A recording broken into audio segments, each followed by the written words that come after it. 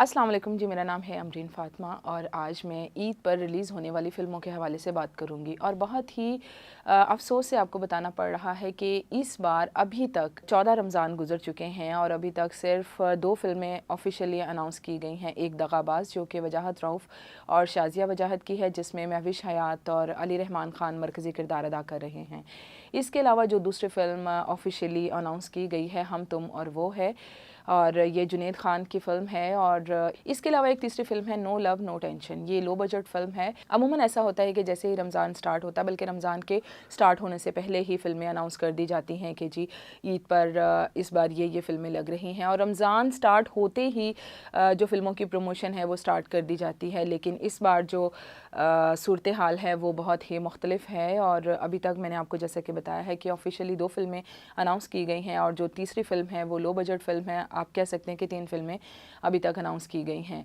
और इसके अलावा इंडियन पंजाबी 1-2 फ़िल्में लगेंगी, और हॉलीवुड की फ़िल्म हर बार ईद उल फ़ितर पर लगती है, लेकिन इस बार उस हवाले से भी कोई इत्तलात अभी तक नहीं है। और जो फ़िल्में अनाउंस की गई हैं उस हवाले से भी कोई प्रमोशंस हमें दिखाई नहीं दे रहे हैं। जैसे मुल्क के हालात हैं वैसे ही इस बार हमारे सिनेमा और फिल्म इंडस्ट्री के हालात जो है वो महसूस हो रहे हैं। कोई गहमा गहमी नहीं है, और जिन लोगों ने अपनी फ़िल्में अनाउंस की हुई हैं उनकी तरफ से भी कोई जोशो खरोश नज़र नहीं आ रहा। अगर हम बात करें कि इस बार ऐसा क्यों हुआ, तो उसकी 2-3 बड़ी-बड़ी हमें वजूहात भी नज़र आती हैं। एक तो आप ये देखें कि इस साल कोई भी फ़िल्म ऐसी नहीं रही जिसने शायकीन को सिनेमा घरों तक आने पर मजबूर कर दिया हो।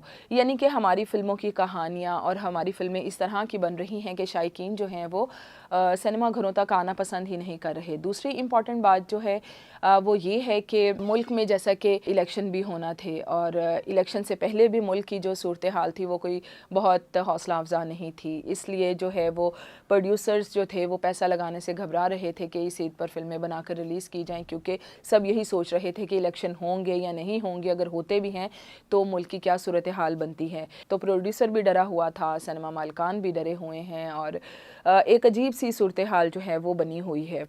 और उसके अलावा तीसरी चीज़ जो मुझे सबसे ज़्यादा अहम लगती है वो ये है कि जो लोग हैं उनकी जो माशी सूरत हाल है वो इतनी अच्छी नहीं है कि वो हज़ार 1500 रुपये की एक टिकट ख़रीद कर फ़िल्म देखने के लिए जाएं।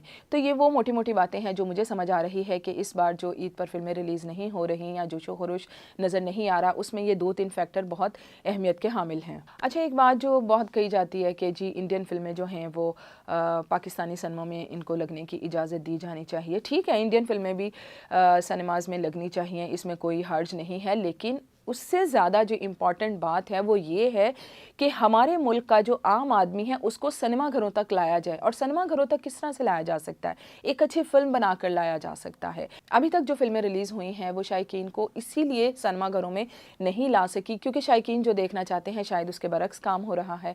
तो ये प्रोड्यूसर्स को भी सोचना होगा, और जो इस वक्त फ़िल्में बनाने का इरादा रखते हैं उनको भी सोचना होगा। तो ये सबको मिलकर सोचना होगा कि शायकीन क्या देखना चाहते हैं, किस तरह से उनको सिनेमा घरों में वापस लाया जा सकता है। शायकीन शायद नए चेहरे भी देखना चाहते हैं, तो वो नए चेहरे कौन से हो सकते हैं, किस तरह से लाए जा सकते हैं, ये वो सारी चीज़ें हैं जिस पर फ़िल्में बनाने वालों को बैठकर सोचना होगा, वरना फ़िल्म इंडस्ट्री की सूरत हाल कुछ अच्छी दिखाई नहीं देती। बहुत शुक्रिया।